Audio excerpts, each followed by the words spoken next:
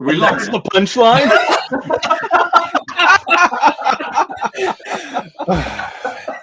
Oh, great. Now that was a genuine laugh, wasn't it, to start today's show? Oh, good morning, good afternoon, and welcome to another edition of the Digital Download. Rob, what is the Digital Download? The longest running weekly business talk show on LinkedIn Live. Marvelous. Today on the Download, you don't need to be self-employed to be an entrepreneur. Anyone can be an intrapreneur. And we're going to talk about this with our special guest, Sean Adams. So despite the allure, the life of an entrepreneur is not always easy. At times, you are the chief cook and bottle washer. Generally, there's a lot of ambiguity with nobody telling you what to focus on or how even to get things done. Not everybody is cut out for that lifestyle. And that's okay. This week on the Digital Download, we're going to have a special guest. We're going to have Sean Adams on. Sean cut his teeth professionally as a business owner, spending the first 10 years of his career owning and operating several different service-based businesses. Cool. Now head of sales head of sales and partnerships at IORAD, Sean helps companies navigate the challenging world of technology by adopting technology adoption and training teams. Oh my dear God, you think I could write something that I could read? There's no reason to make that assumption at all, is there? No reason right. at all. Oh, I am so Rob, sorry. I think you fluffed this. Welcome to the Digital Download, everybody. Are you trying to keep him from the dog or something? Couple of things we're going to talk about today. Because Sean has a perspective from both sides of this wall, we're going to talk about things like why a personal brand is a modern day portfolio or resume, why employees should view themselves more as franchisees. We're going to talk about non-asked outputs. What are they and why are they career multipliers? And we're going to talk about how entrepreneurs can attract intrapreneurs. Here's a hint. It's all about autonomy. So with that said, I would like to bring Sean onto the show. Sean, welcome. Thanks for having me, guys. Good to be here. Please take a moment to introduce yourself. Yeah, I appreciate that. Sean, can you do a better job than Rob, please? He can't do much worse. Do a worse one. Rob, this is how I know these guys are your friends, because they will not give you an inch here. That's right. I think you did a swell job overall. That was. Oh, you're too kind, and literally too kind. Does that mean we're not friends because you're holding back? No. I'm just trying to keep it professional here, at least now that we're recording. Fair enough. No, it's great to be here, guys. I really appreciate that. So what do you do, Sean? To get jumping in. Say it again, Tim. What do you do, Sean? Yeah, so I head up the sales and partnerships for IORAD. We're an interactive tutorial building software. So been here about 2 years and jumped in early on. We've been a bootstrapped kind of founder-led company for a better part of about 15 years. You've had Sandeep on the show a number of weeks ago, which was a really fun episode. I really enjoyed listening to that, and allowing him to share his story was cool. I joined about 2 years ago to kind of help build out a lot of the commercialized functions, bringing this to market with some of our larger customers, how to scale this. And one of the main go-to-market motions that arose through those exercises was partnerships. Other platforms that we integrate with actually resell us. And so we are bolted on to a lot of other technologies, primarily learning management systems, sales enablement hubs, content hubs, things like that. So primarily that's my job now, is figuring out where our customers are already investing in their tech stack. How can we help them better enable those places and sort of attach to their motions where their learners and their employees are. Right. So Sean, what led to the transition from entrepreneur to intrapreneur? And if you would, please explain what you mean by the term intrapreneur. Yes. Sure. Yes, please. Yeah. So I think that so first off, as you mentioned, I spent about the first 10 years of my career owning a couple of different service-based businesses and some construction, some real estate work. I did some consulting as well, and that world, as most people on this call know, is very daunting, very overwhelming. And I think that there's a disconnect with a kind of fetishizing that happens online with entrepreneurship and owning your own business. And there's this, I think, this allure, this gap where people are saying, hey, I'm an expert in this thing, or I have this skill set or this passion. Why don't I turn that into a business? And if you ever read the E-Myth or some of the other books out there, they talk about how, owning your own business is really a job. It's not the profession or your craft, right? When you're running a company, you're spending 30% on what you're actually good at, your passion, your craft. The majority of the time, running admin and people and finances and all of the minutia that keeps a whole organization afloat. And that's the piece that people just don't seem to talk about, and all the lows that come in with all of that. So I certainly experienced a lot of that. And I made a transition initially because I had an opportunity basically to sell some software back to the people I used to be. So I was a big proponent of ERPs and CRM systems, helping get them into small businesses. I saw how transformational software was going to be. This was right when the cloud was really starting to gain traction, 2009, 10, around that time frame. And I really wanted to focus all my energy on that. But as a consultant, I was getting drug in the mud with all the other things you need to do to run a business. And I had one of my partnerships at the time say, hey, listen, you used to be the customer that we solve and sell to now. Why don't you come do what you're good at, which is selling and talking to people and sharing stories and solving these problems? We'll take care of all the stuff you're not so good at and don't like doing, so you can focus on the stuff that you're really good at. And that shift happened for me. And I was very against it at first because I thought I was giving up ownership and, settling to go work for the man and all those sort of things. And I realized that I'm my own sort of freelance or franchisee within this larger organization. And that switch was everything for me because it really allowed me to just focus. And that's the main word that I think gets missed with, again, the allure around all entrepreneurship. There's actually an interesting TED Talk that touches on that similar topic. I love the title of it. It's Ernesto Ceroli's Shut Up and Listen. And in it, he says to be an entrepreneur, you need to do three things. And he's never discovered in his 20 some odd years of working with entrepreneurs, one person that could do all three things well. You need to make the product, you need to market the product, and you need to manage the money. And the TED Talk goes on to say so many other things, and I love it for all of those reasons. But when you were talking about, 30% of your time as an entrepreneur is doing that stuff you love, that really resonated with me and reminded me of that particular video. Yeah, I mean that's something that I roll out from time to time, that stat, because I think I read the story comes from the E-Myth Revisited about the woman that's the baker, and she spends like 75% of her time baking bread, and she thinks, oh, if I run my own business, it'd be great. I can do 100% of my time baking bread. And then she realizes, as you said, Sean, that she doesn't. She spends 30% of her time baking bread and the rest of her time doing stuff she hates. And it is really interesting, isn't it? Although there is that other side of that. You said about kind of the giving up control thing. And I think that at least when you're running your own business, although you do have to do some things that you don't get enjoyment from, or you're not naturally good at, you do have control of your own destiny in a way that you don't when you work for somebody else. And for many of us that run our own business, that's really important. It's really important that we can steer the direction of stuff.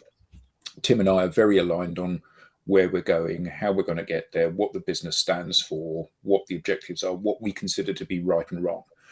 And the problem is that when you're working for somebody else, you're dancing to their tune and not your own. And, sometimes that doesn't matter because you happen to be aligned with them. And sometimes it does matter. I remember working at one particular company where I was very keen that we should help clients implement some of the stuff that they were buying from us. And I was told, no, that's not what we do. What we do is sell licenses. And actually, I don't want to be part of that. Yeah. I mean, the word used there is alignment, right? And I think that people blur the lines and they say, well, it's either I work for someone where I'm not going to be aligned or I work for myself. And it's like, there are so many really terrible places to work that you shouldn't work at. Like, I think aligning your mission and your passion and finding your purpose is every bit as important as the place you go choose to work for, right? Are you actually passionate about the problems you're solving? And is the management team and the structure and the culture aligned with those same initiatives, right? And most people are misaligned there. So their alternative to solve for that is, oh, I'm going to go start my own business.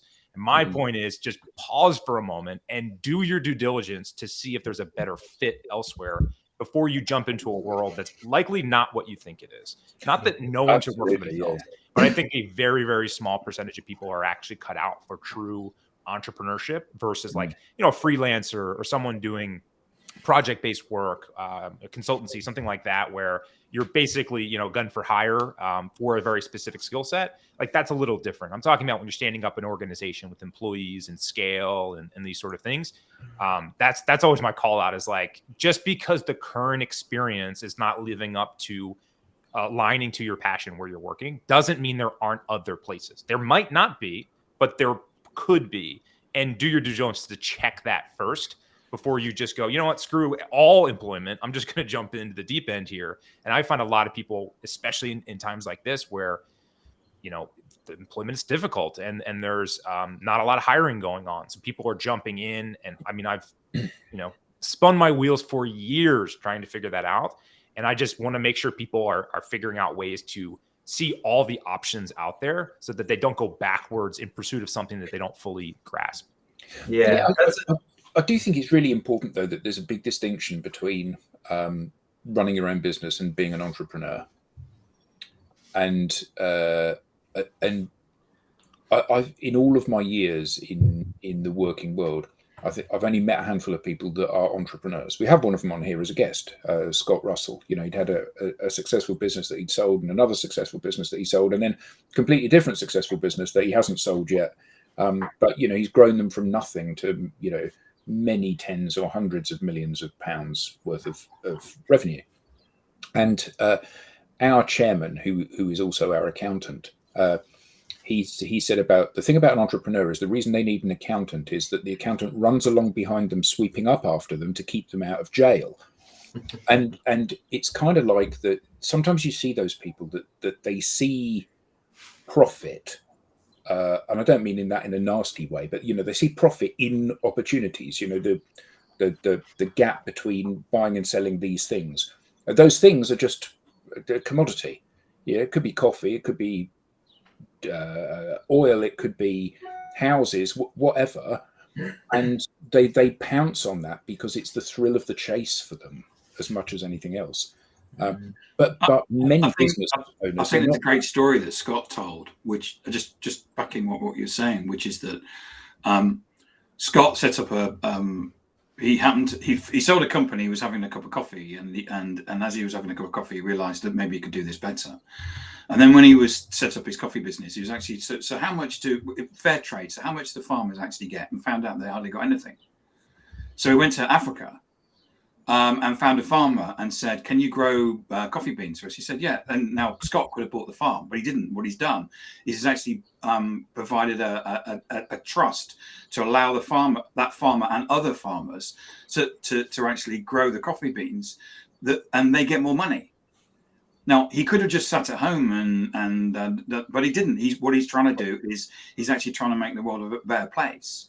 And that's kind of his values, and that's what he's done in terms of trying to see things differently, and used his skill as an entrepreneur to make things different for people. Yeah, and I think that vision, it can be really inspirational. But I mean, oftentimes I see business owners that have no entrepreneurial flair whatsoever, and they are executing on a process, and they may be doing it very profitably or not very profitably. Kind of isn't the issue, but they haven't conjured anything up. They haven't seen an opportunity. They've just gone, okay, well, I'll just do that because that's what I know. And it kind of, I think often people potentially go into business for multiple reasons, don't they? And, it could be because you have a passion and no one's able to support you in that. So, I'm going to do it myself. Or it could equally be, I'm unemployable. Let's be honest, most of us are unemployable these days, but that's for an entirely different reason. It's because we choose to be. But often, people do it because it's a safety net. I got made redundant in this job. I got made redundant in this job. Got made redundant. Actually, I'm going to take control of my future and start my own business because at least if it's my business, I'm not going to be made redundant. Adam, I think you have too high a bar to measure entrepreneurship. Mark's story is great, but if I have to aspire to be Mark, creating multiple several $100 million businesses, I am never going to be an entrepreneur. I might as well just go work for somebody else because that's all I'm going to amount to. But I don't think it's that trivial or that hard to attain, the spirit of entrepreneurship. But how does one do that within an organization? Or Sean, back to you. Why should employees view themselves as franchisees? Yeah, I would say more about the doubling down on the strengths and, that alignment of what we like to do, what we naturally gravitate towards, and what we actually are good at. And they tend to all be self-serving and feed each other. And at least for me, it was the reality of like, where's an environment in which I can be in the 1% of my field? Where can I thrive? Where do I have autonomy, right? I have like a checklist of best practices, of things I'm looking for. Is there an environment that can allow me to hyper focus on those things?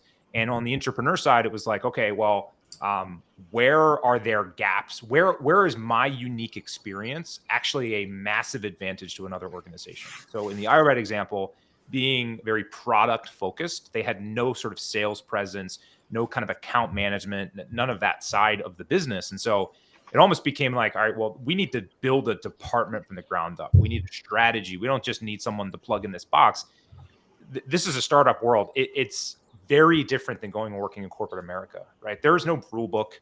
There's no systems and processes, right? Like I'm building all of that from the ground up. You're creating the rules though, aren't you, Sean? Exactly. And that's why it's intrapreneurial, right? I feel like I have a structure around me, an infrastructure, but I can build within the 15 to 17 years plus that Sandeep has built this structure, right? And the ability to say, okay, well, here is my lane that I know that you can't solve and I can't do what you're doing, God knows. So like, why can't we partner together in this arrangement in which I can focus on this component? And that is very much more of a partnership and this entrepreneurial spirit where I don't go to our management team and say, hey, I have 100 questions on what I need to do next. It's either like, I screwed these 3 things up. How do you think we should do the next part? Or I'm thinking about doing this. How does that align with what you're thinking, right? And it's this sort of like group and joint decision-making that I think a lot of organizations actually want, but they don't do a very good job of attracting for those sort of things. And I think that the employees, not everyone's cut out for that level of autonomy and that level of most people want to be worker bees, and that's perfectly okay. But the people that want to be entrepreneurs, that's why I'm saying there's another opportunity in a lot of organizations to build and take ownership, but it has to be within a smaller structure. And you have to recognize what those opportunities are. And oftentimes you have to bring them up and suggest and showcase what those things could look like to kind of try before you buy for an entrepreneur who would maybe want to hire you and partner with you in that space. Yeah. Alex, do you have a question? Oh, it's gone now. No, I do. listening to you talk about entrepreneur versus intrapreneur really resonates with me, Sean. I felt I was at my happiest in the corporate world when I had more autonomy to do the things that I wanted to do. But what you describe, so when I left the corporate world in 2020, I tried to rejoin it. And what I found was every conversation I had, every interview that I did, I was, someone was trying to fit me into their box. And I didn't feel I quite fit it into their box. And I struggled with it. And I, felt like I wasn't progressing. I felt like, well, I don't want to just do something because, I need to do and say and be the person they want me to be, because I won't be happy and I won't perform. So I, in one sense, I wasn't successful in finding a job then. And so what did I do? I set up my own company and I've been going for nearly 3 years now, touch wood. But it's difficult to find that intrapreneur role. What advice can you give to people out there that might be thinking about this now in a super competitive market? There's so many candidates available, and seems the good jobs are going to the best people. Well, first off, I would say choose your hard. Everything is difficult. I don't care what lane you pick. You start your own business. It's no easier than going and finding the right job, right? So it's not getting easier. It's getting comfortable with the hard that you choose. So I think that would be piece one. The other one would be the caliber or the category of company you're looking for. So I tend to gravitate towards more of the startup world because they need help with literally everything and they're very under-resourced. So I can make a big impact quicker, and they truly need people to help guide the direction. I didn't do very well in larger corporate organizations. I worked for a couple of those that were venture backed and structured. And to your point, Alex, in this box, I need you to do these tasks. That wasn't a very good fit for me. That's a great fit for a lot of people. But I think in this personality type or this sort of the passions that someone in this role would like, looking towards more of a startup or a growth company or someone who or some organization in that role that is trying to scale their org, they're just inherently going to have these challenges. And if you're working in a company with less than a couple hundred employees, their hair's on fire trying to do all these different things and stand up different programs and see what sticks and what's going to work. They're actually looking for input often.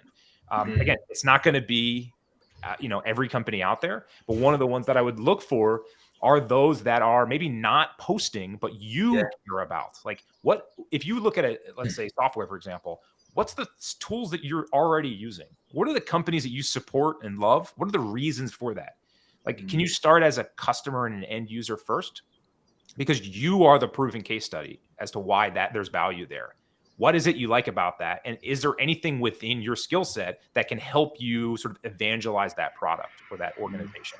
Right? Like that's with IORAD, with the other companies I worked on, I was basically an end user, a customer first. And it was like, I'm going to be telling people about this, whether you pay me or not. So we could either align and I can help scale that message and have a microphone or a megaphone to do so.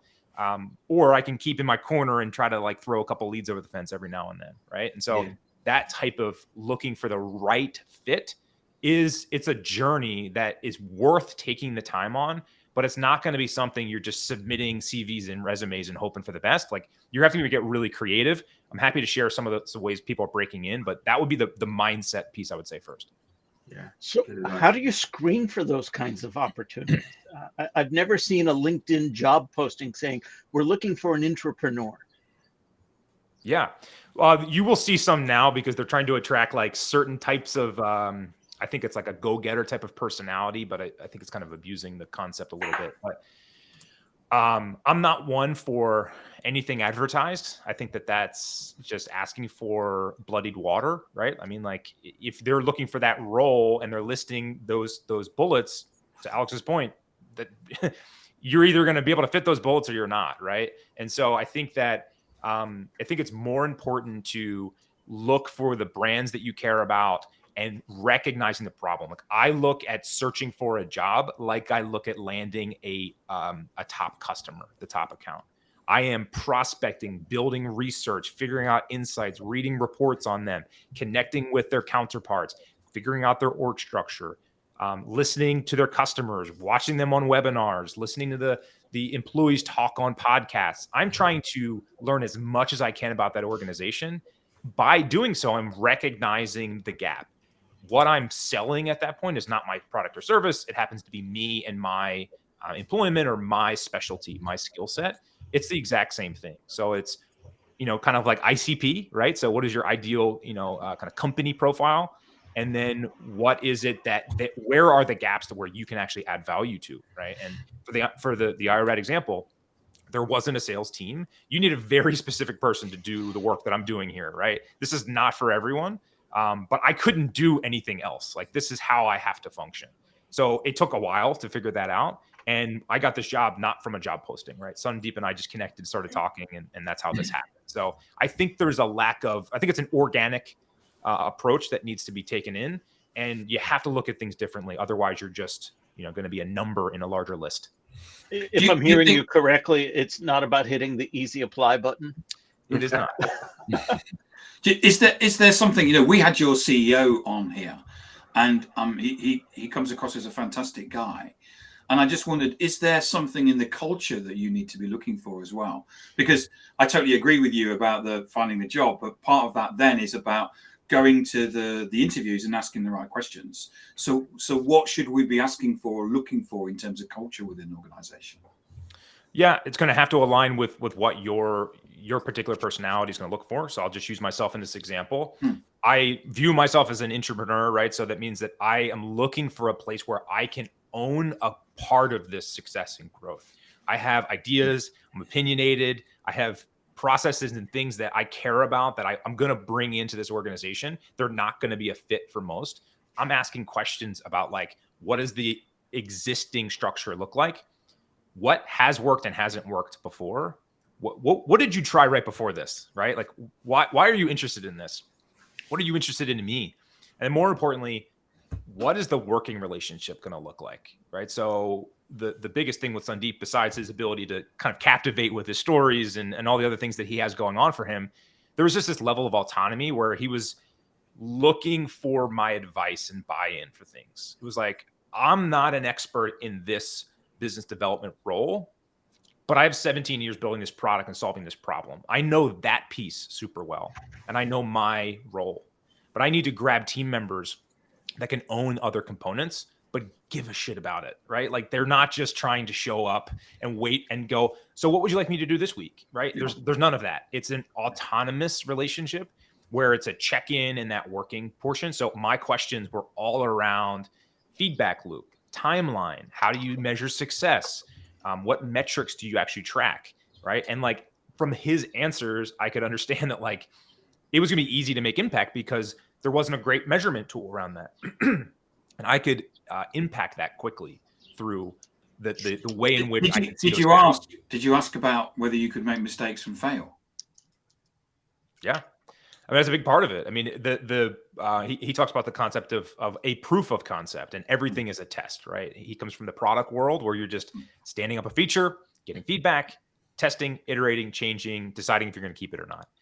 And he takes that as like a lifestyle, right? So like, nothing is a strategic corporate decision.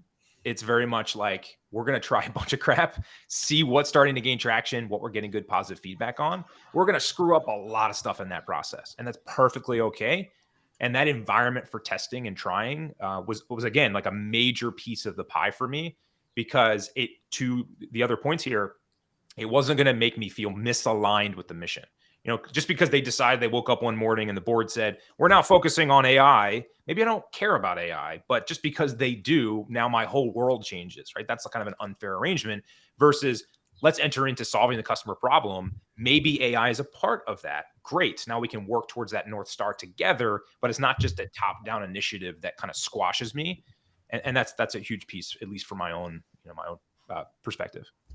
Because I was once given some advice: never go and work for a company where the founders are still involved, because the founders will they'll go off and have a meeting one evening and then change the strategy or something like that. So but you seem to be working in a founder-based organization. Yeah, I mean, I think there's an exception for every rule. The leveling playing field for me was the autonomy. Like I didn't think that there was going to be a rug pulled out from under me because there was no competition in this department. It wasn't like, well, let me go sell this deal. Let me go set up this partnership. Like, I don't want to do anything in that department. Like, you wanted nothing to do with how that ran.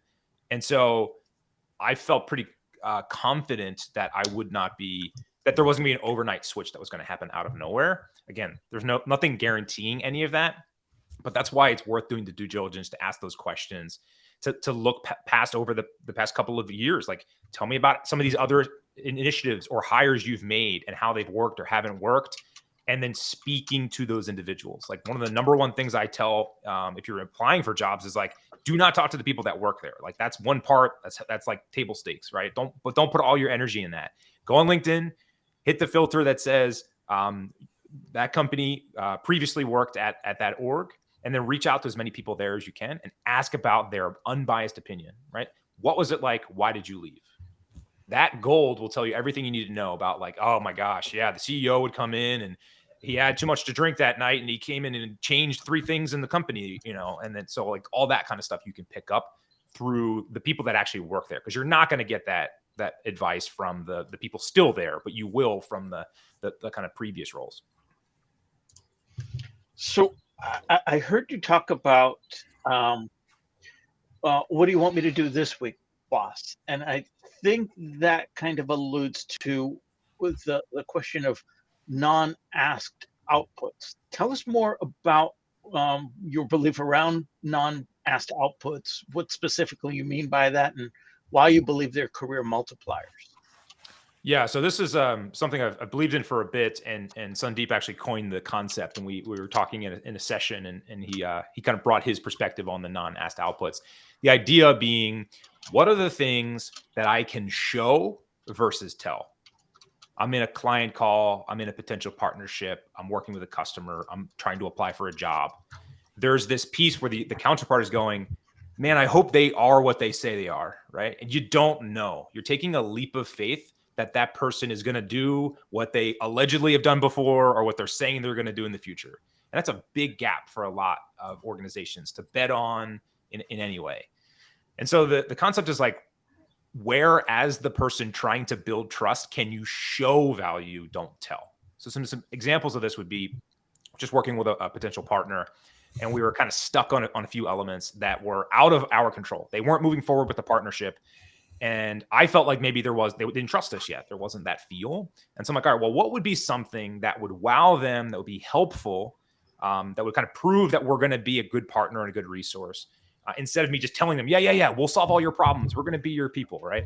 And so one of the things they kept coming up is they didn't have a VP of sales. They were really struggling with this hire. Someone had left, a big gap in the organization. It doesn't really impact the partnership. I mean, it does indirectly, but I had a couple of contacts and a few people that I knew, and I'm like, I'm just going to go, sat down with these people that I knew, and I connected them to this potential partner. I said, hey, listen, they'd be a great fit for you. They have these skill sets. Here's what I would suggest. Here's how they can help. And I made the introduction for them, right? That's not like an enormous lift from an energy level for me, but think about the impact for the recipient of that. I didn't go and just sit there, hey, just checking in, just following up, just seeing if you're going to give me more money yet, right? I'm just like, hey, you mentioned a problem. By the way, here's a connection. No pressure, right? You don't have to take this person. But that reach of showing that I'm just going to be connecting dots and be resourceful is super powerful, right? So it's that non-asked. That's not something someone's going to ask you to do, but you're willing to put the time in and showcase that resource. I've got a number of other examples about that, but it's all about like standing up a proof of concept, an example, doing what you think might be the right answer, even if it's not, even if it's wildly incorrect and you screw up. It's the reach, the effort of doing the action that is actually valued, not even the output sometimes, or the like end goal. It's the actual doing of the task, the action itself. So actually, here's a question for you. So you decided to go and work at IRAD. So, and this is kind of a little bit tongue in cheek because we are a fun loving bunch and we're in this social space. So why did you decide to do that rather than pursue your dream of whiskey and golf?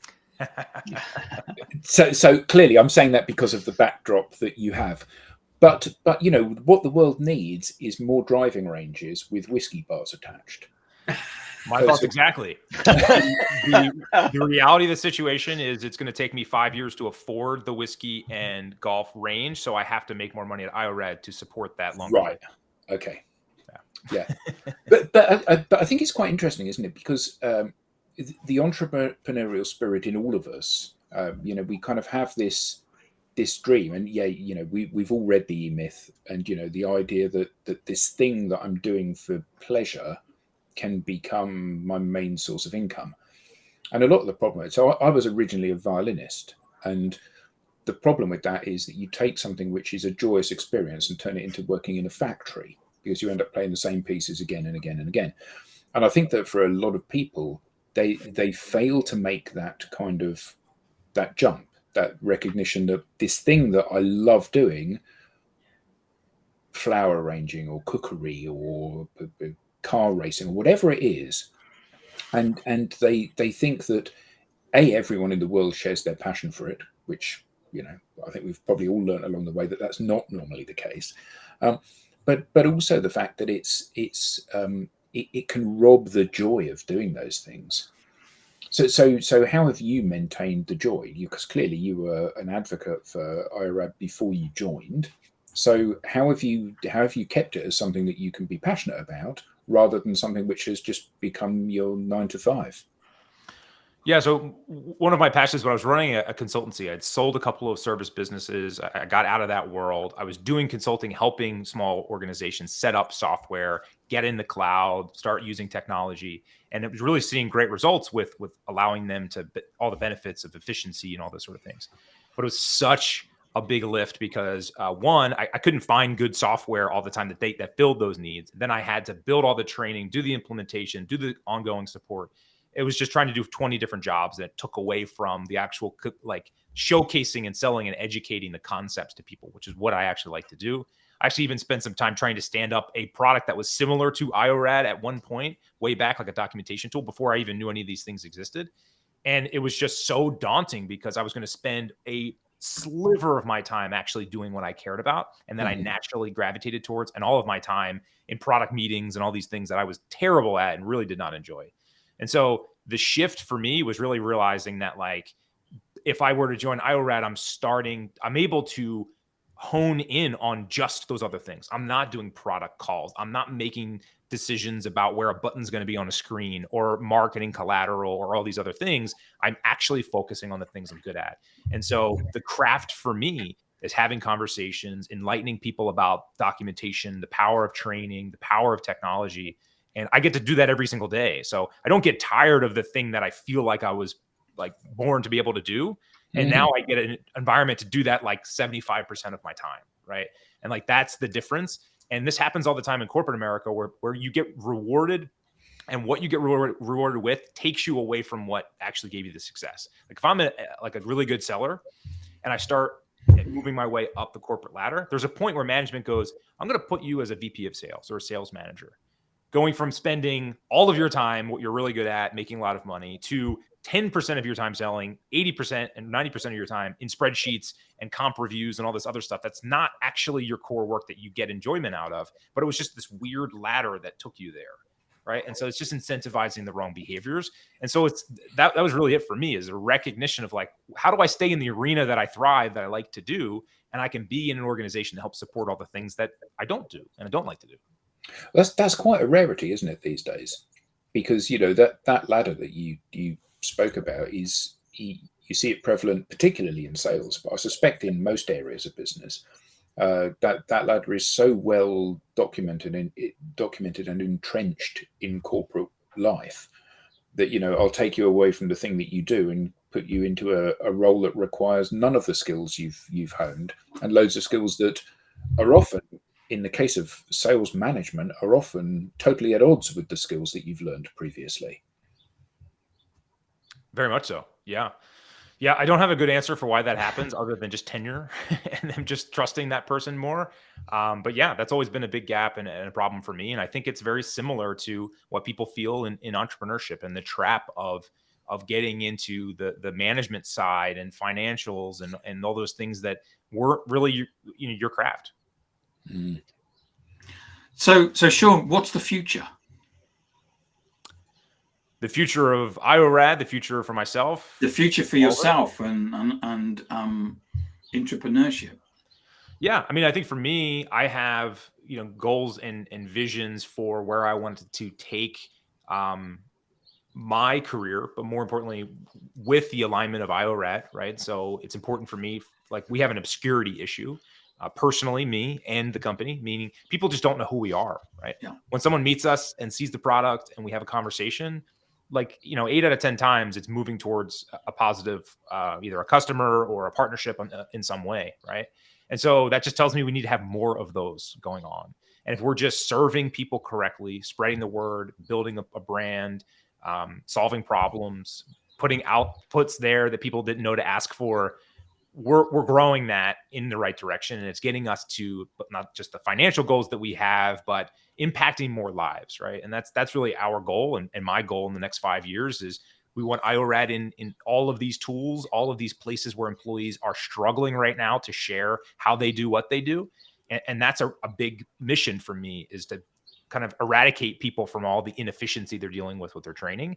And that's also, a big mission of the company. So that's why that alignment, I think, works.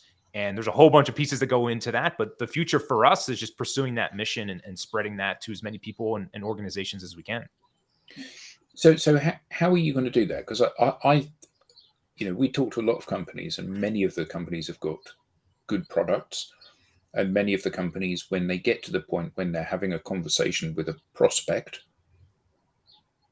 I say prospect, that makes it sound like they're processizing their recruitment of clients, and I don't mean it in that way. But with somebody that is a likely candidate to buy their product and it's a really good fit for them, they get a very high strike rate of that moving on down the conversation. But the challenge that they have is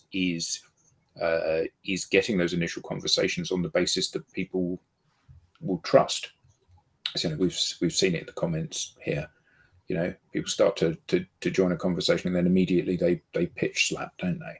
Yeah. And you see it with the emails. I wrote a rant about that just yesterday on LinkedIn.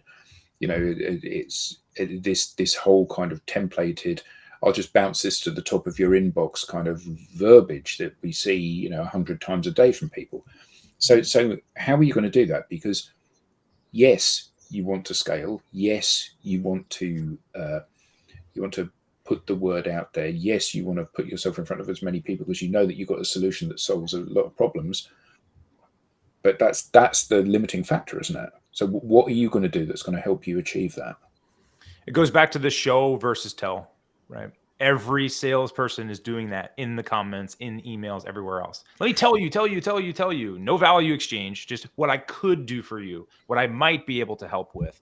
And that's great, but how can we showcase value and build more trust up front? So some of the ways we're doing this is really trying to anticipate needs. So for example, we have a tutorial building tool, which means we have hundreds of thousands of tutorials that are public that we can utilize from our customer base on how to do different things in technology. It's actually a really big useful resource for a lot of organizations. And we're on LinkedIn, we're in our prospect calls, in our communities, in our partnerships, in different ecosystems. And we're just providing free tutorials. We're saying, hey, I noticed you dropped a comment asking questions about HubSpot. We have a free library of all those tutorials here, and we're just putting them there. No ask, no call to action, nothing. We are just planting seeds as we go with resources, with tutorials, with connections. We are helping people find jobs. We are exploding our network on LinkedIn to try to make connections with people, support their content, understand the dialogues that are happening out there. And that is just deposit after deposit after deposit. And every week there's 1 or 2 or 3 people that are saying, hey, I saw that thing, or this was a cool connection, or I saw your LinkedIn post where you told me how to do this. I noticed you don't have a website selling a course. Like, no, I don't. It's not designed for me to monetize this idea or this video. The idea is for the long-term benefit for you to understand how we can impact the organization. And to do that, I got to give away some shit for free. You have to actually help people solve some stuff and show the value. Don't just tell them that they're going to get value after they give you money. Yeah, Sean, I think I've heard you allude to networking a couple of times now. You've said that the job that you landed with IORAD was not a job that was posted. The obscurity issue that you're dealing with, and you have a strong personal brand online, and I think it's more than just whiskey and golf. Tell us a little bit more about why a personal brand is the modern day portfolio, why it's so important, and maybe if you're inclined, how can someone get started? Yeah, I mean, I think that LinkedIn's the perfect example for this. I'm using sales in these examples because it's my world and what's easy to comprehend. But if I'm looking to hire someone, for example, as a salesperson, and again, I'm just looking at their resume or I'm just talking to a previous employer, I'm just thinking about what they're telling me they might do. I don't really have any value I can see. There's nothing tangible. Well, what if there was like videos and connections and comments and a podcast they were interviewed on and other communities that I see them constantly adding values. I hear how they think. I see how they write. I actually see them on video. Like, you instantly build rapport. Like, I've never met any of you, but we will leave this conversation feeling like we kind of sort of know each other simply because you could see my face and we could hear each other talk. Like, that's the only way you get to know someone. And I look this much more credible just because I was on this podcast. Even though I could have said a bunch of nonsense that wasn't actually not on this podcast, you won't believe me. Well, he might look credible. So this alone, you start to position yourself as a thought leader or someone who has an opinion that's worth listening to. And it's such a powerful portfolio builder when someone can log on and go, oh, you've got a presence here. You're posting stuff. You're putting yourself out there. You're sharing your thoughts. Like, it's not about having tens of thousands of followers or some post that goes viral, right? If you helped one person or one future employer or one coworker or partner solve a problem or just think differently about a concept, like, what's more powerful than that? You're showing value that they get to literally experience through your content or through connections you've made or through you supporting someone else's content on LinkedIn. So the personal brand for me is, it's like job proofing yourself, right? Like, if you do it correctly, people will be asking you for jobs and you're going to get recruited versus having to go search out there. Because they're going to go, yeah, this guy's putting this stuff up there. And, you know, unfortunately I have to see his face all the time on my feed, but you feel kind of like you know him. And it's a reminder that they're out there, even if it's not all this perfectly polished stuff that people think it needs to be. It's that awareness play. And what's more important than that, right? Like, it's helping you solidify your expertise as a viable business owner or employee. And more importantly, it's helping elevate the brand too. IORAD gets a massive impact from me putting the work in that I do to build a personal brand. And every one of those connections that I make benefits from that. And then the company benefits from it. But there's a lot of people out there saying that they don't have anything to say or no one would be interested in them. So how do those people take that leap? If you have a job or have ever had a job, then you have something to say. Otherwise, why would they hire you, right? You're just not publicly disclosing the information that's expertise in your head. And the exercise of getting over the fear of getting on camera or writing a couple of things down, that's the only thing you need to overcome. It's not the thoughts, because you have thoughts. If you get into a one-on-one scenario with a future employer or a coworker or something, like, you've got ideas, you've got perspectives, you have concepts and frameworks that you work on. You might not have like an unlimited amount of those, but you have some, and there's a baseline there. What are the things you care about? What would you tell your network about? Like, what would you be talking about at the water cooler or elsewhere? And on top of that, work with other people in your feed and in your network, because that's the biggest and best area to generate ideas. Most people look at a blank screen, they go, oh my God, there's no way I could write anything captivating, right? That's a very overwhelming experience.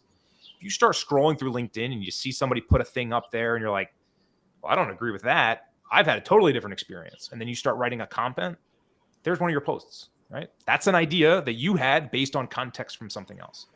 Or maybe you really agree with something. Can you repurpose that content? Give that person a shout out. Hey, I was listening to Tim Hughes. He mentioned this concept. I thought it was really interesting. I've had a similar experience. This is how that's went. There's a post.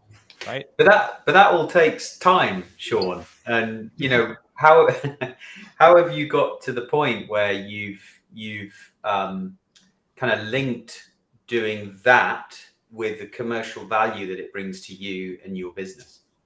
It's priorities, like everything else. I've got a system, right? So in an hour per day, I put all of my LinkedIn time every morning where I'm engaging, connecting, commenting, posting. And I have all that systemized. It's taken me 5 years at this point to kind of refine it down to that daily activity. And then every Monday, I don't do any meetings and I do all of my content creation. So I have ideas that I stack up on a list every day when I'm having conversations, good comments, I tag them and copy paste them. And every Monday I sit down, I'll make some videos, I'll write some posts out, and I'll kind of polish a few things and schedule everything for the rest of the week. And then every work day for 30 minutes or an hour, I can just go through and do that engagement. So it's a system that I was able to refine down. It's not overly complicated, but it's a priority because I've seen the impact of it. And even though there isn't like measurable results, I posted this thing and my income went up by this much. That's not a thing you're going to be able to do. If you can, let me know because I want to know what that post is. Well, we can actually, but that's a conversation for a different time. Yeah. But yeah, I mean, I think that one of the biggest challenges that we see in people is that they want to get immediate results. Now, it doesn't mean you're not going to get immediate results. You post something, it gets seen by somebody, you happen to be in the right place at the right time, and they phone you up and say, I saw that post you did, that's interesting, we need to talk about that. It happens. It happens a surprisingly, large number of times. But the reality is that's luck. And, we always say we're not in the business of luck. We're in the business of process. And one of the things that's really interesting about what you said is that you have got your process and you built your machine and you crank the handle on the machine and you know what's coming out at the other end, which is engagement. And one of the things that we see and the reason that one of the things that we're very proud of is that if you map the most influential people in the world for social selling and digital selling, it's basically everyone in our business. We are all of the top 10 people for digital selling in terms of influential people. And the reason that we have that position is because there's a relentlessness to what we do. We publish today and tomorrow and the day after and the day after and the day after, and we just keep it going. And every now and again, what happens is there's a new entrant in the marketplace and they come in and we see them kind of start to creep up and then they peak and then they start to drop away again because they can maintain it for a week or 3 weeks or 3 months, but ultimately they can't maintain it indefinitely. And the reason that they can't is not because they haven't got the wherewithal to do that, but because they're still seeing this as being a journey with a destination rather than a lifestyle change.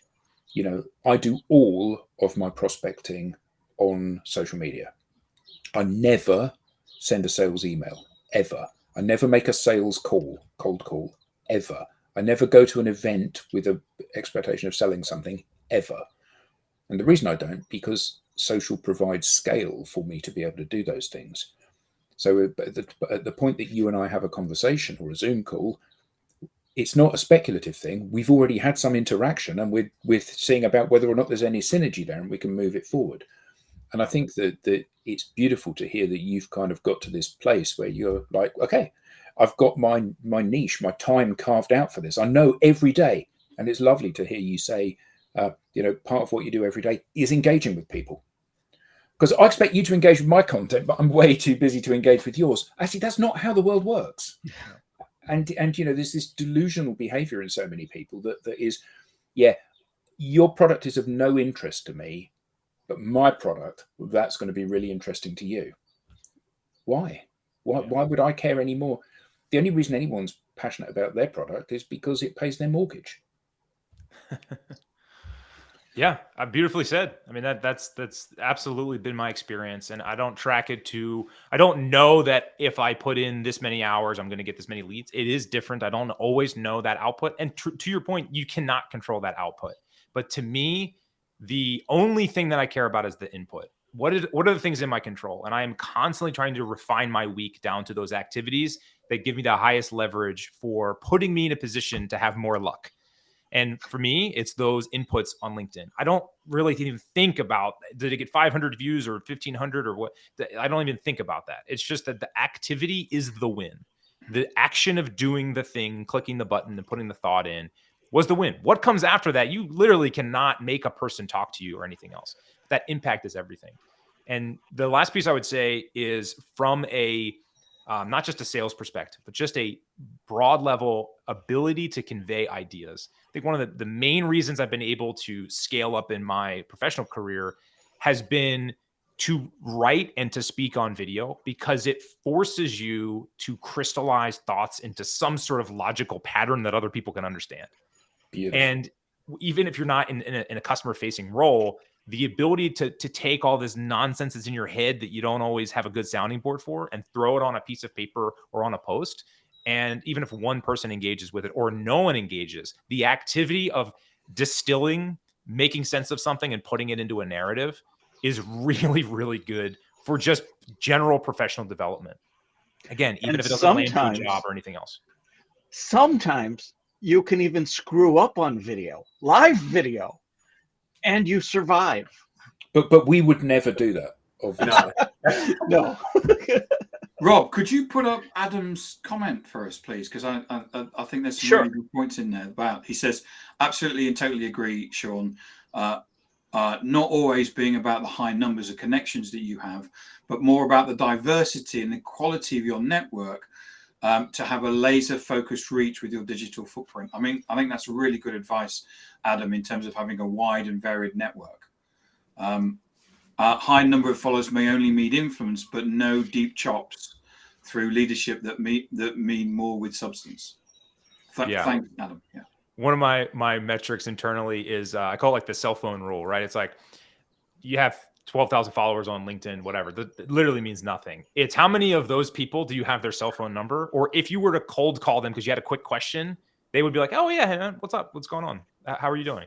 Right? And like that to me is the real metric. How did you turn a connection into an offline or a personal friendship of some kind, or just an acquaintance in that way? Most people do not do that because they're thinking through that transactional lens. But to your point, it doesn't mean volume. It just means quality. And like, could you assemble a team of people that you could grow your impact and grow your awareness with? Yeah. And can I just say, hi, Chris Gill, better late than never. There's been some really good content on this podcast. You need to rewind, Chris, back to the beginning. Watch it. You do. Sean, you said you spend all day Monday creating the content for the week. I presume you're working 5 days a week, not 6 or 7. So at 5 days a week, that's 20% of your time. And you have no idea what the projected output would be. You can't have a sales forecast based on, well, I wrote content and it works for you. Yeah. So just to crystallize that, right, with IRAD being a tutorial building tool, content is our world, right? So we have a tool to build content. So it's not all just LinkedIn posts. A lot of it is additional internal content that we use for sharing with partners or preloaded templates that we're going to put somewhere. We came out with a video feature that like Loon that you can overlay on our tutorials, right? So now I can have my expertise walking you through a process in your CRM or in, some other tool. And so I spend time making that content. A lot of that gets repurposed onto social, but it's more about the time of taking and building those non-asked outputs so I can have this arsenal of tools that I know when someone comes to me, I'm like, give me 12 seconds and I can send them a link to something useful that I made, right? And that is why I spend all that time doing it. I put a lot of that publicly out there, which, does well and we get connections and all that sort of stuff. But for me, it's just having all of that expertise in this consumable fashion, because I can give that away to partners, give that away on sales calls, repurpose that online. So it's kind of a cumulative content approach. It's not strictly just for all of my posts, although that is, one of the big pieces I focus on. That's awesome. Yeah. Well, I'm sure we could go on with lots of additional questions, but we are reaching the top of the hour. So even if the conversation continued, LinkedIn would cut us off. So I did want to take a moment to thank the audience for their contribution to the show. Sean, if they wanted to reach you, how could they find you? You can cold call. I mean, sorry, no. You LinkedIn's the best place. Yeah, if you try to put content out there, support amazing people like the panel here. So I thank you guys for the time, and LinkedIn's a You're great welcome, place to Sean. connect and support each other. Thank you so much. Awesome. Thank you very much. Thank you so much, Sean. Cheers. It was great having you on the show. Thanks, Sean. Thank you. Bye-bye. Thank you. Bye, everyone.